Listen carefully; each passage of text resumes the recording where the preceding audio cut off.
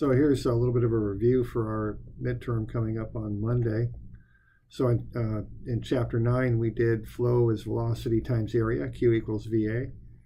And we did that with changing pipe diameters to find changing velocities for different diameters of pipe. Chapter 10, we did elevation head, pressure head, velocity head, and head loss. And then we did what we call Bernoulli's equation, which is using that chart or the table, I guess you'd say, to add up the different forms of energy to find things like pressures at different points in a line. And then we did hydraulic grade lines. Okay, Chapter 11, we did head loss theory. What does and doesn't cause head loss. We looked at laminar and turbulent flow. Laminar is smooth flow, turbulent is rough flow. And the Reynolds number. We won't really get into the Darcy-Weisbach equation on the test. We did Hayes and Williams, though, the head loss chart. The chart is set up for C100. We also looked at how to find head losses for when C is not 100. And then we did problems with that chart or table again, where we found the head loss and plugged it in. We're looking at minor losses and the equivalent length method that we went over in class. We won't do the system analysis stuff. All right, it has some review problems there. I'll go over these on Friday, but here you go. So the review problems, here's just what factors would affect head loss. So you pick the ones that would affect head loss. Here's a changing diameter pipe problem. So you do need to do the calculations on this because you can't find 15-inch or 5-inch pipe in the table. So you do have to go through the calculations on this.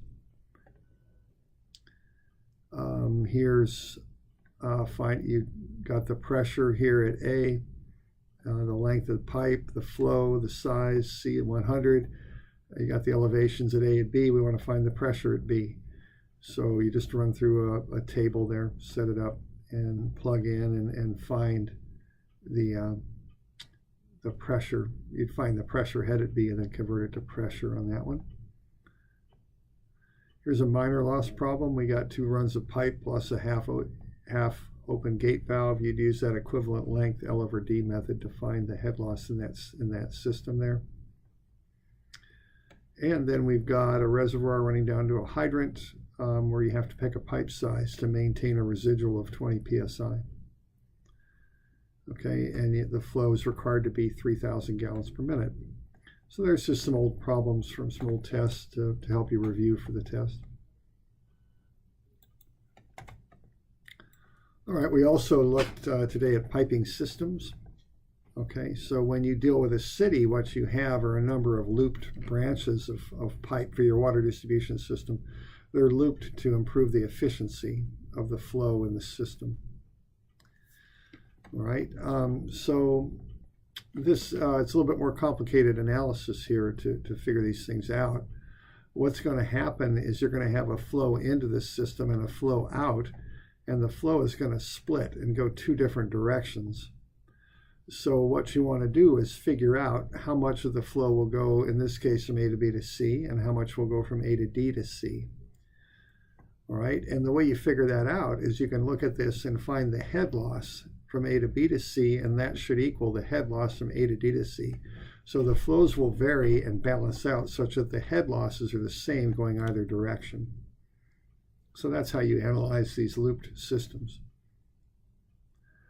So here we go. So we have this system. I changed the flow coming into 600 in, and then of course 600 coming out. And so we want to figure out how much of the flow goes around through either branch. Okay, so what you do, you start with a guess. Now what I'm seeing here is I've got 6-inch pipe in both cases, followed by 4-inch pipe.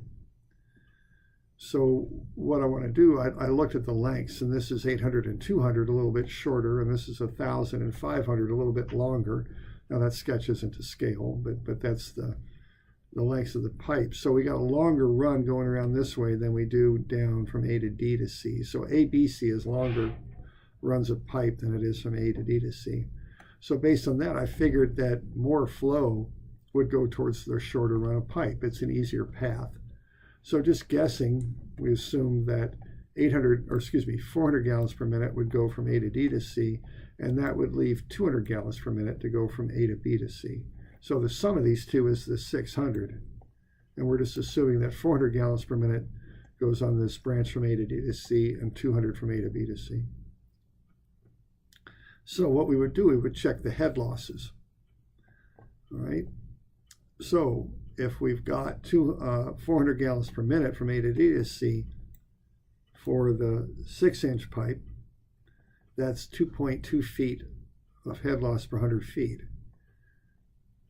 Okay, so take that and multiply it by 8 because there's 800 feet of pipe. So that gets you a total head loss from A to D of 17.6. Then you look at the head loss for 400 gallons per minute in 4-inch pipe, and it's 15.8. Okay, that's 200 feet long, so you can multiply that by 2 and get 31.6 for the total head loss. So the head loss going from A to D to C is 17.6 plus 31.6, which is 49.2 feet. Now you can look at the other branch, and you've got 200 gallons per minute there, so that's 0.61 feet of head loss per 100 for 6-inch pipe. But it's 1,000 feet long, so that's 10 100-foot lengths. That gets you a head loss from A to B of 6.1 feet. And then 200 gallons per minute in 4-inch pipe is 4.38 feet of head loss per 100, 500 foot, so that's 500-foot lengths. It's 21.9.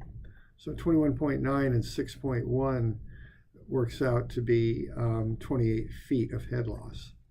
So what we just found is if the 600 gallons per minute splits to 400 going from A to D to C and 200 going from A to B to C, the head loss from A to D to C would be 49.2, and the head loss from A to B to C would be 28.0. And see, these head losses aren't balanced. So this is not how the flow would split, but it gets us an indication of how things are going.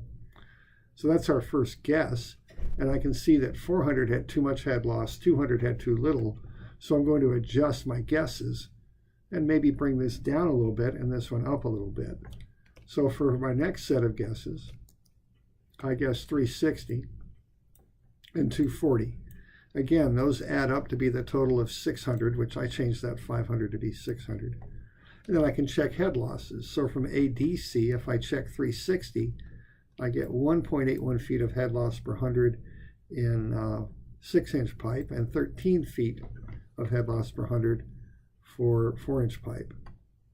So I take the 1.81 times 8 for 800 feet, and I'll get 14.48, and I'll take the 13 feet of head loss per 100 for 4-inch, multiply that by 2 for 200 feet, and I'll get 26. So I add them together, I get 40.48 feet of head loss.